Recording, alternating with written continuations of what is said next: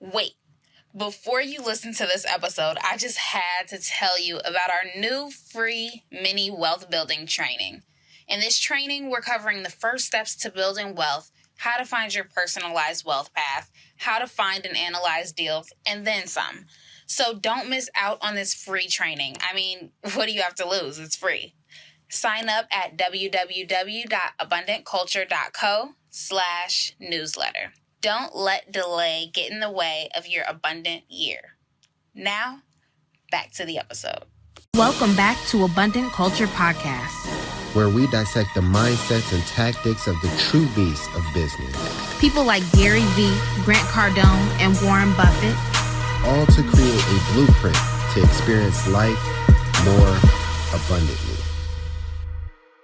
Hey everybody, it's Joe. Welcome back to the Abundant Culture Podcast. We're so glad to have you back again this week. Today, we're going to be talking about the importance of promotional marketing. Now, a lot of people, when they think of promotional marketing, they're just thinking about, oh, I'm going to put my logo on a pen or a coffee mug and I'm going to send it to somebody and they're going to love me because I'm the only person who sent them a pen and a coffee mug. But that's not really the case. You're probably not the only person that sent them a pen or a coffee mug. And while it's definitely a great start, at the end of the day, there's a lot of strategy that you can put into it. And today we're going to talk to someone who actually owns a promotional marketing company and specializes in not only providing you with the products, but providing you with a strategy and how to use the products in order to gain that customer loyalty that every business wants and desires. So get ready to listen to and learn from our good friend, Matt Deutschman. Hi, Matt, and thank you again for coming onto the Abundant Culture Podcast. We are super excited to have you today because we have the mutual connection that connected us, Justin. We know that he's awesome, and he always brings us awesome people.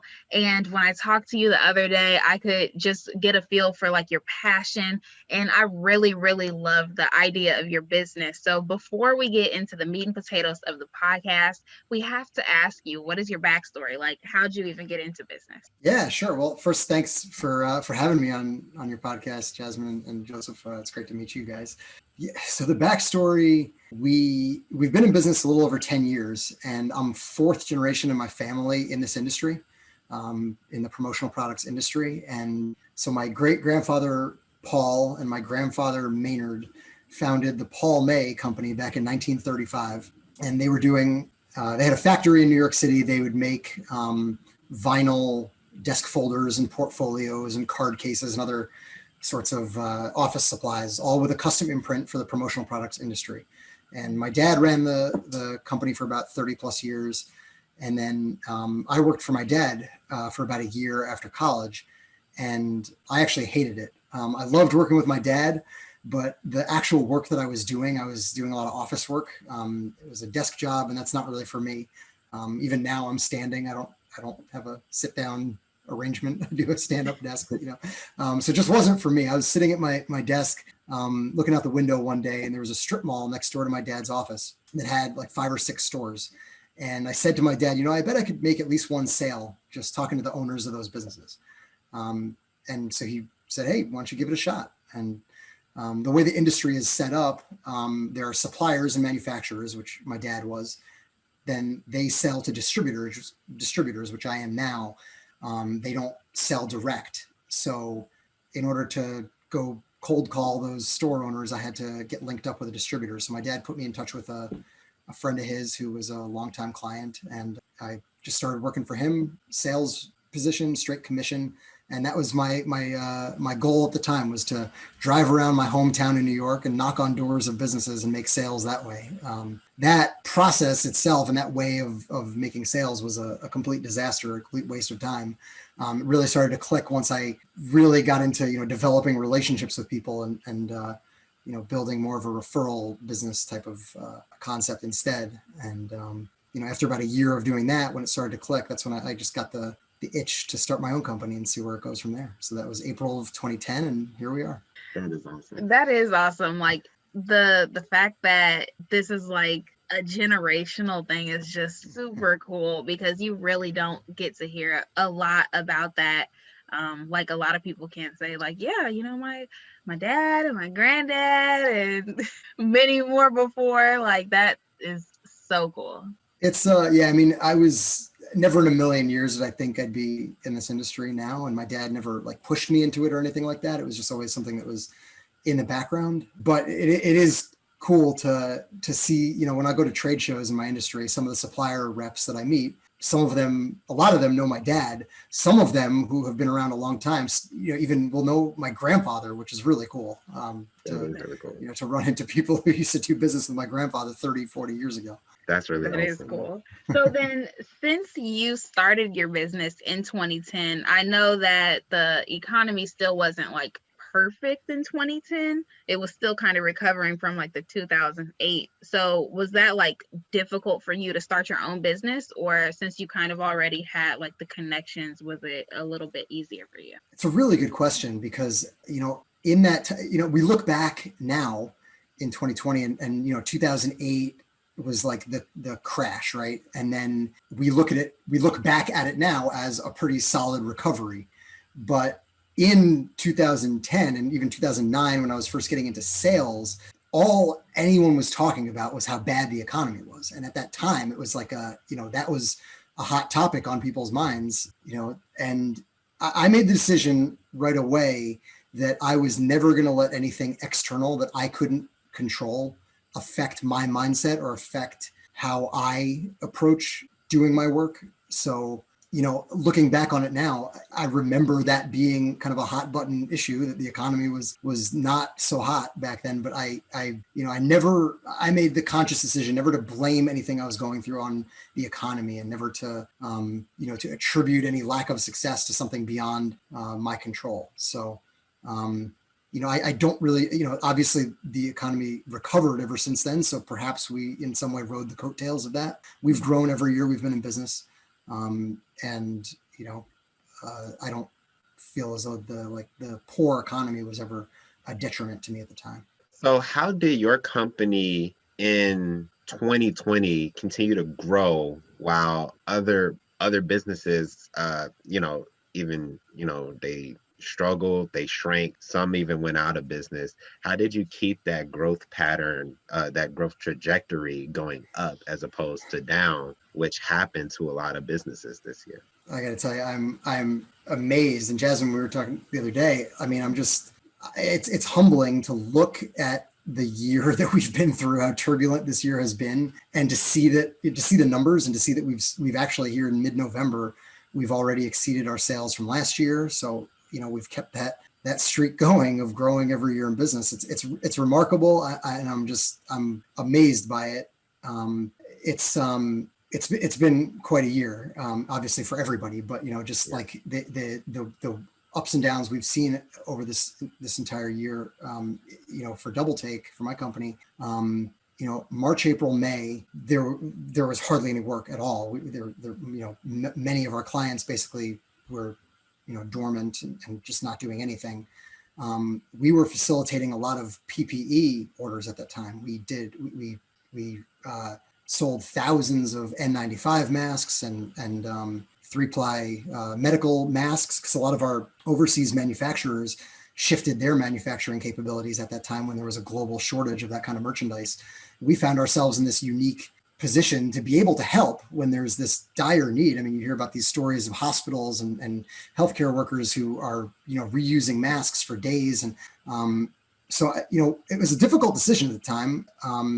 But we made the decision to do that at no profit to us, and just, facilitate getting the masks and the merchandise to where it needed to be without taking a profit. And it's debatable whether that was the right decision or the wrong decision. I certainly don't begrudge anyone in my industry or otherwise who was making a profit on that type of merchandise at the time. For me, I just, I had faith, and I had the confidence that our core business would rebound, that we'd still be here when the dust settles from all this. And, providing medical supplies is not our core business. So at the time, it wasn't so much a business decision for me to get involved in that as a new product offering, and more it was, hey, this is something that, we have access to, that there seems to be this massive shortage of, so we'll help if we can. Since May, though, the sales, legitimate sales for profit have turned around. It's really been a strong year since then. And that's where we find ourselves now. Jasmine, I was telling you the other day that I hired a new member of my team on March 9th. That was her first day. And March 13th was the Friday the 13th, where everything turned upside down, and we were in lockdown by the following week. So she and I still joke that she's never seen one normal day in Doubletake. Everything we talked about, everything I prepped her for before she joined our team, there hasn't been a single day that's held true to how things actually look. But at the time, it was again a big test of my faith and my confidence in what's the real plan for the company. If it was a good decision to hire her yesterday, it'll be a good decision tomorrow when we get through this. So just trusted in the plan, kept her on board. And I'd say the biggest material thing we've done internally, or the biggest thing of what our company looks like today that looked like differently before the pandemic, is just the amazing impact of my team. Could not have nearly seen the kind of growth that we've seen, or even stabilized the way we have without the impact of the people that we have on board. I'm just so grateful to them. That's awesome. Mm-hmm. So one of your secrets sounds like is your ability to surround yourself with the right people who can help you implement whatever you need to implement in your business in order to see that growth. Yeah, absolutely. Awesome. It's, like I said, we've been in business 10 years. For the first 5+ years, I was doing everything myself, wearing all the hats. And as a, kind of a control freak and perfectionist, it was very difficult to let go at first. But that's the first step in really implementing scale to a business is implementing systems that can be done by people other than yourself. And absolutely. Now my goal, rather than try to retain everything for me, my goal is to bring in people that are way better than me to implement the already, great momentum that we have. And that's, I think, what we've been able to do over the last couple of years, bringing more people into the team. Awesome. And how many people do you have on the team so far? So right now I have 2 full-time employees in addition to myself, and a part-time sales rep. And the part-time sales rep, her name is Judy, and she was my first hire back in 2016. She was a part-time member of our team for a long time, and she has had such an amazing impact in just developing a lot of the systems and processes that we use to this day. And at the time, taking the business out of my head and putting it on paper, she's just been so instrumental in laying the foundation for the growth that we've been able to see over the last few years. So we're a team of 4 and going strong. Awesome.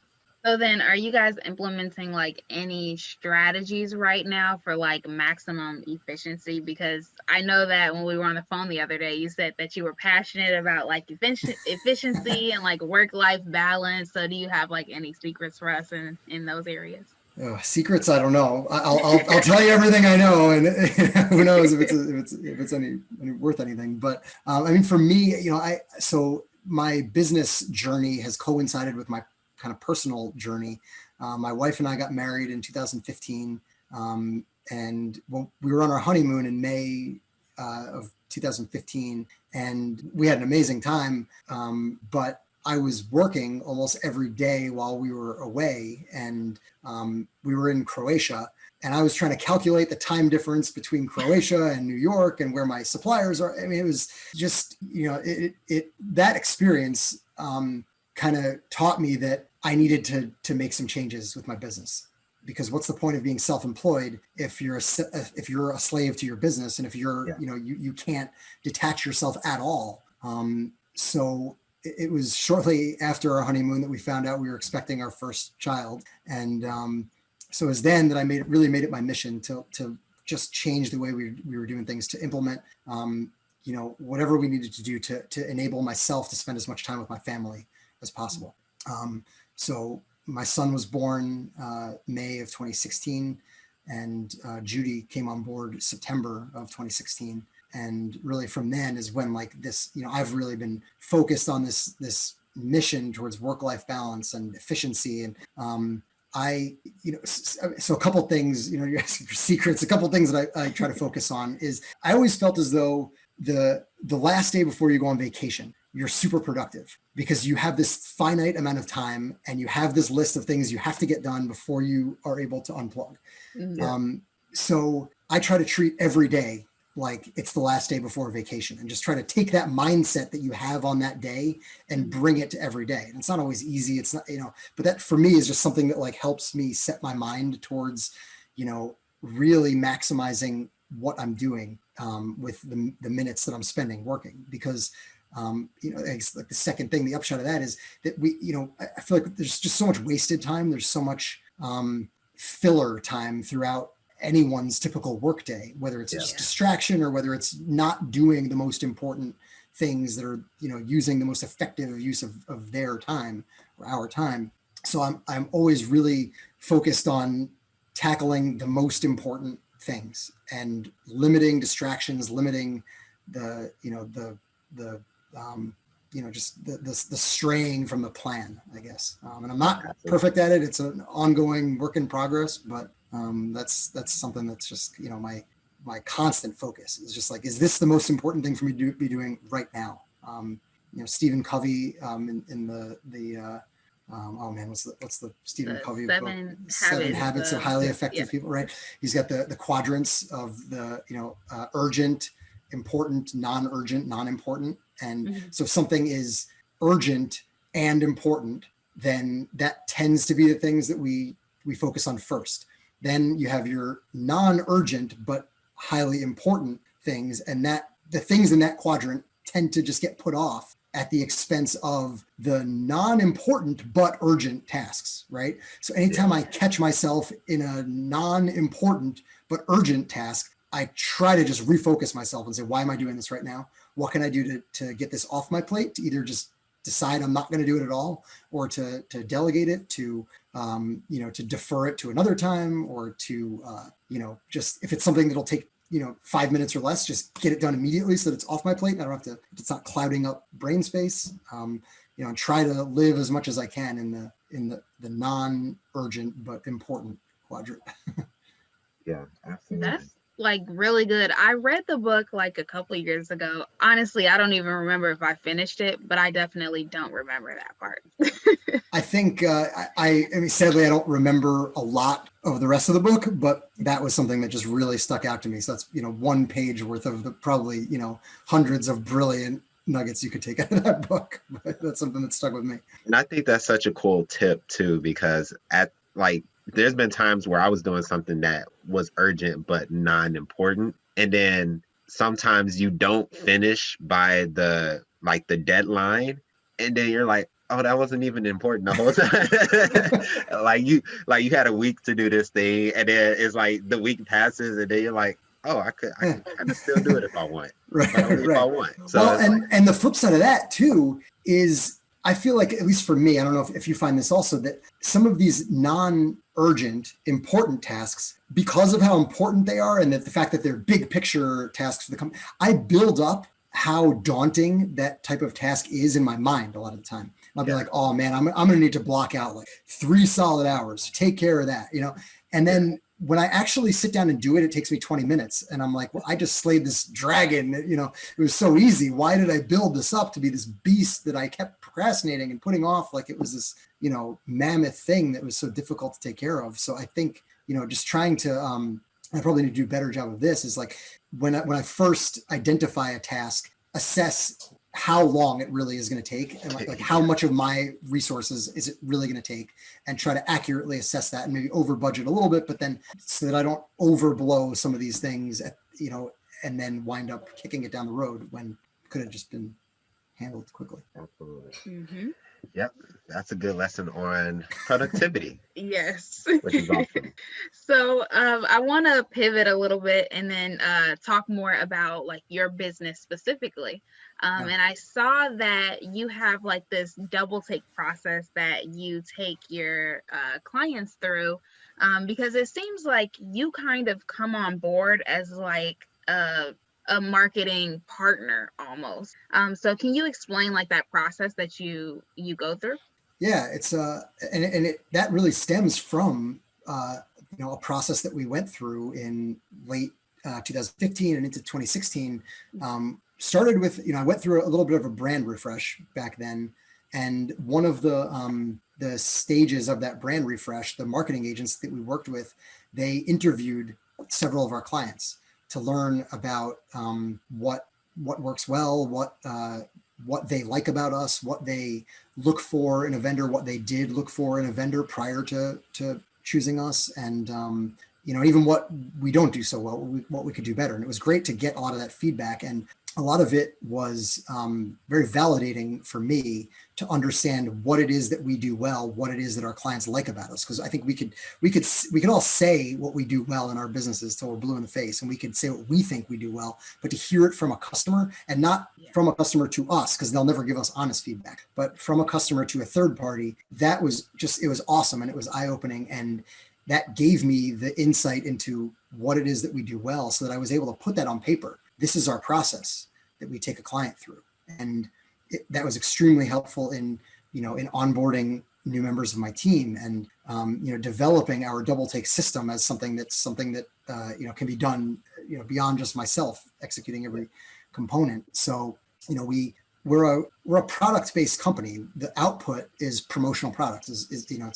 We put logos on stuff, right? But we're really a marketing strategy company. We take our clients through a marketing and a creative marketing process that manifests itself in a product at the end of the day.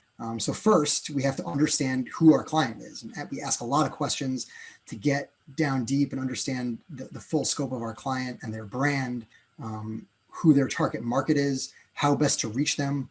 And then we need to understand fully the project at hand, and really get a feel for if it's an event, what's the sequence at the event, what's the agenda for the day, who is attending the event, what's the scenario that you're going to be put in where you're giving out promotional products, or are you sending something after the fact, or are you sending something before the event, what are the logistics. Sometimes we ask very kind of boring seeming logistical questions just to get an understanding of how things will work best. And then what we do all day and every day all day is we have a good understanding of the millions of different products that are at our disposal. So while we're a product company, we are product agnostic. We don't really care what products our clients use, as long as it's going to be most effective for their needs. So that's why first we have to start by understanding their brand and their needs, the scope of the project at hand, and then we can find the products that are going to be most effective. And that's where we really help our clients shine.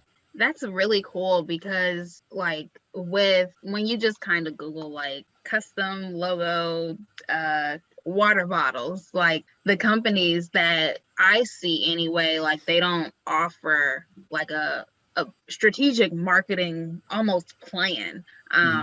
So I think that's really cool that your company offers that. That's like a huge differentiating factor. It's there's different business models. I don't begrudge competition. I don't begrudge people who run their business more on like the product search type of model. But our value proposition for our clients is time savings and marketing strategy. So if the person that is getting ready to purchase promotional products is the type of person who wants to, or enjoys, or has the time to scour through websites for lots of different options and kind of choose their own path, it's just not going to be a fit for us, and we're okay with that. The service that we really provide is that front end, true deep understanding of our client, and then being able to proactively come up with ideas or come up with really creative ideas that go beyond just the basics. What are some good examples of, I guess, promotional marketing that you've either done or you've seen from a competitor? Because I think it's something that is not, I don't think people pay as much attention to it as they could, but I can look, right behind this camera, and, I have different wristbands and lanyards and different things that I got from different events that I really resonate with. So like, what are some, I guess, examples of doing that well versus being, I guess, below average in that department, in your opinion? Mm-hmm. Yeah, I think, well, it all starts again with it starts with the beginning. It starts with the strategy and understanding who is receiving the product and how it's going to be used. If it's something that, that gets tossed in a drawer, it's so funny. I had a client a few years ago say, hey, I don't even remember what the product was, but she said, hey, I just found this in my junk drawer and I think it would be great for us to use as a promotional item. And I said, let's take a step back. Where'd you find it? It's like, so, it's at the end of the day, the product has to be something of value that the recipient is going to want to use, because at the end of the day, that's the ROI, the return on investment, is the amount of eyeballs on the product, on the graphics, and how it makes you feel when you use that, when you remember the advertiser. And I could go through, there's statistics, that are put out by our industry about, recall of advertisers and, how favorable an advertiser appears to the viewer upon receiving a promotional product, and it's off the charts positive. But that's, at the end of the day, it all comes down to what the product is, and is this going to be something that's used and appreciated by the recipient. So I'm just looking around at things on my own desk that I use a lot of. I received this phone stand from one of my suppliers, and we've since done the same thing for our clients. It's like a bean bag, and you put it up, you put your phone on it, full color graphics all around it, and then it's also used to clean your screen. So this is something that I use. It really happened to resonate with me. And, so it's, again, like, there's no one size fits all product for every client, but, just in terms of like something that I think was a well executed strategy. The supplier wanted to market to me, so they sent me a product that, that is going to be on my desk and something that I see and use every single day. That's just a good example right there. So, what are some like really bad examples, like junk drawer examples? Oh man. I don't know. I mean, there's no, I don't want to, like, throw any product under the bus in particular, but what I would say is, again, it just comes down to the strategy. If there's no strategy behind it, if you're just handing me a pen for the sake of handing me a pen, you didn't give me anything to work with, right? We have a college who's a client of ours, though, and their tagline is "Write your own story." If they do there's so many more ways of using a pen, which is the most common and most basic, most simple promotional product out there. I'm not wowing anybody by saying we do branded pens, but we can really weave in, some interesting creative marketing concepts when the client already has branding like that. And that's what we really look to tap into. Like, what is the branding for, what's the existing branding that our client is using, and how is the product going to be used, and how does it fit within the overall scope of their marketing, so that things aren't just in a silo. So I'm not gonna badmouth any product in particular, but it's the kind of thing where, like, yeah, of course we could do pens and t-shirts and coffee mugs and stuff like that. There's not a lot of creativity inherently in those products, but so if we're just using those products for the sake of, we gave out pens because everybody does pens, that right there, that's a bad use of a pen, because there's no strategy behind it. But if there's a reason why the pen is being used, if it's for an event where someone's going to be taking notes, that's a simple example of why a pen is extremely useful. So. Mm-hmm. So then you said earlier, just to be clear, so you are the distributor and you get things from the supplier. So like, are you kind of like a middleman in the industry where you tell them what the logo is and how to do it, and then they send it to you? Is that how it works? Yeah. It's a similar concept. We have suppliers and manufacturers, probably thousands of suppliers and manufacturers who each have hundreds to thousands of products, right? So something that's very important for us to do is vet our suppliers and vet the products that they offer. There are a lot of commodity items that are, that multiple suppliers are going to have this seemingly same item. So we have to really understand our strengths and weaknesses of our suppliers, and which product, if two products look the same, do we know that it's actually better quality when we get it from over here? So we do a lot of research and a lot of work on the back end to really vet our suppliers and ensure that, at the end of the day, we're accountable to our clients. So our clients have to, so we have to be able to stand behind our product offering to our clients. We're doing, these days, we've been doing some virtual supplier meet and greets and product showcases and things like that with our suppliers. But under ordinary circumstances, we as a team usually attend like 4 or 5 trade shows in our industry every year, which are great opportunities to meet with our suppliers, learn about new products, new technologies that are out there, and new, just good case studies of things that have worked well. Nice. And this is kind of a question just for myself. When somebody is looking to do promotional products, if they're ordering from you, do you have to bulk order and then you send them out as needed, or is it kind of like a thing where it's like, hey, I need one of these because I need to send it to this one client, or is there a drop shipping component, kind of sell me on the idea, because I need promotional there are products. there are so many ways to answer that question. And I get that question from time to time, is it in bulk or is it kind of a one-off thing? And for the most part, it's bulk. I mean, we're not doing 1, 2 for the most part, but the way I like to put it, and coming from kind of a supplier manufacturing background, this sort of makes sense to me, and I think it helps make sense to other people. But I always tell people, put yourself in the manufacturer's shoes. If you are setting up machines and putting staff on that machine and getting product rolling through the machine and then packing it up and shipping it out, are you going to go through that whole process to make 10 of something that costs $1 a piece? You're probably not going to do that, right? But there's no return there. Right. So if the quantity is 10, maybe if it's $25 item, now we're talking, it starts to make sense. So if we're doing 250 of something, we could do, $1 item, but so that's kind of where the economies of scale that makes sense, work into play. But the other component of what you said about drop shipping is a logistical component that we're seeing a lot of right now with, with people working from home and people's either employees or recipients, if they're sending out gifts, all fragmented all over the place. Where traditionally, if we were doing an order for holiday gifts for an office of 200 people, we bulk ship the 200 gifts to that office. They're probably having an office party where they distribute all the gifts and they have a great time. This year, it's a little bit different. So we're doing a lot of projects where we're drop shipping and direct mailing individual gifts to recipients' home addresses.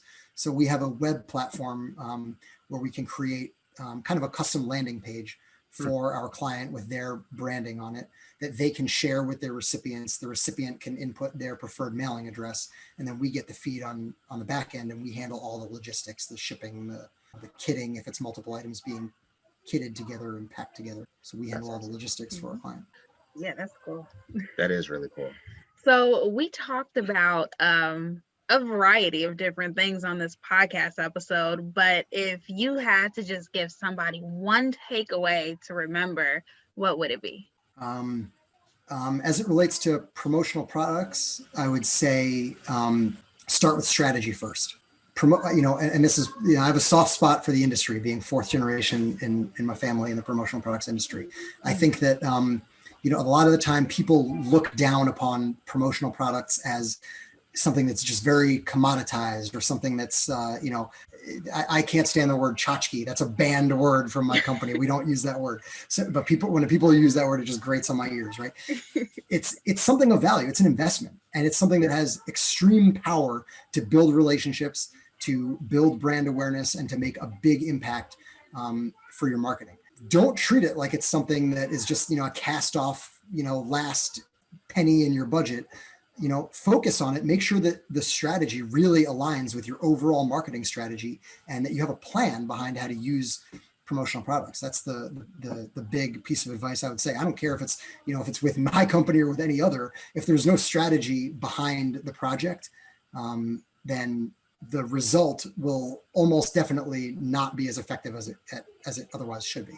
Yeah, I That love makes that. I sense. mean, really, it should be like common sense, but I never really thought about it like that. So I'm sure a lot of people didn't. Sure. Well, and sometimes you have to start at the beginning too. And that's why, like, I love connecting with other people in the marketing space, because if I come across somebody who, I say that sort of thing to, make sure you have your marketing strategy set, and they don't have an overall marketing strategy. Promotional products is one piece of the pie.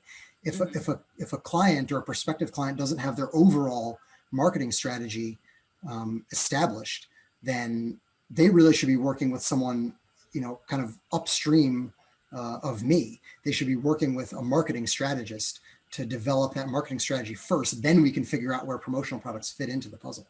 Mm-hmm. Yeah, Yeah. that's a really good point. So you're on the Abundant Culture podcast, and we feel the need to ask this question to everybody who comes on because we always get very unique answers, and we really want to hear yours. So when it comes to uh, either your business, your personal life, your social life, or even in your spirituality, in any aspect of life, how do you like to spread abundance to other people? I've listened to several of your podcast episodes, and Thank I you. love the way you word the question, because I think we have a tendency to, our minds go towards finances when we hear about how do you spread abundance, like spreading the wealth. Yeah. But I like that you word it and you kind of keep it open to other ways of spreading abundance. I think that, there are a couple things that we really strive to do every day with the way we conduct business. And number one is we operate with integrity.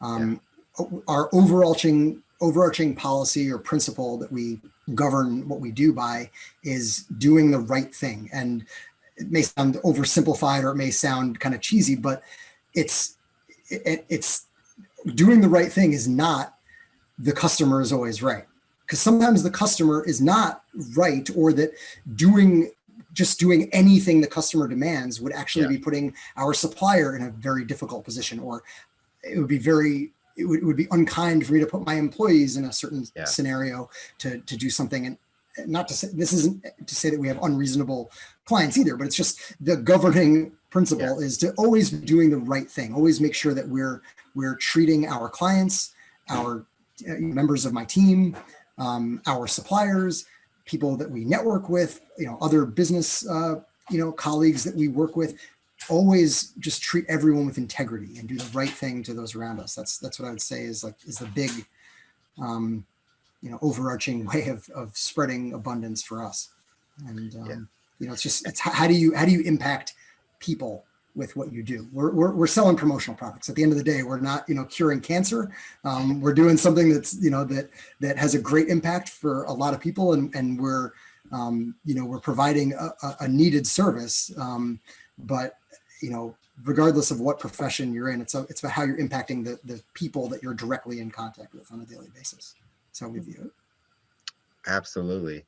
And I totally agree. Like, I like how you stated that you didn't just keep it at, the customer is always right.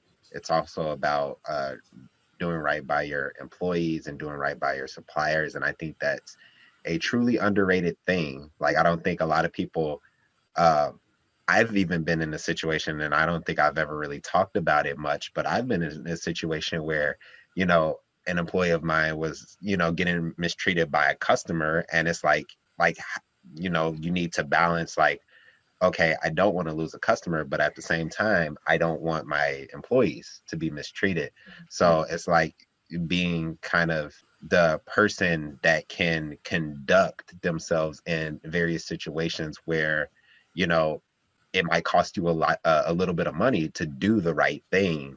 I think that's an amazing thing, and it just speaks to the integrity of not only yourself but your company as well. Mm-hmm. And I think that is really, really awesome. So if somebody wants to work with you in any capacity, maybe they're another podcaster, they want to interview you because you do awesome interviews, Mm-hmm. or they want to learn more about your promotional marketing company, how would that person get into contact with you guys? Well, I appreciate I appreciate you having me as a part of this, and I enjoyed talking with you, and appreciate the compliment about integrity. The best way to get in contact with us, our homepage is makethemlooktwice.com. I like that. That's our tagline. Doubletake Promotional Marketing is the company, so the tagline is "Make Them Look Twice." Makethemlooktwice.com is our website, and then we also have kind of an offshoot website with a tool to build your own branded PPE kits. If anyone out there is looking for anything like that for office reopenings or for college reopenings. And that website is doubletakedefenders.com because we are defending against germs. Cool. That's awesome. Absolutely amazing. I like that.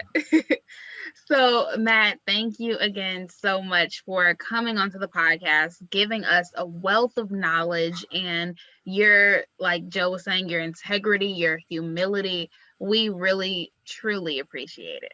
Oh, it was a great pleasure. It was really, I really enjoyed talking to you both. Thank you very much for having me on. No problem. So that's all we have for today, folks. I hope you got as much value out of this as we did. Keep in mind, the only way we can improve is through constructive feedback. So remember to rate and review this episode. Also, you are not the only person that needs to know this super valuable information. So be sure to subscribe and share as well. Stay tuned for the next episode. And remember to always spread abundance. Peace.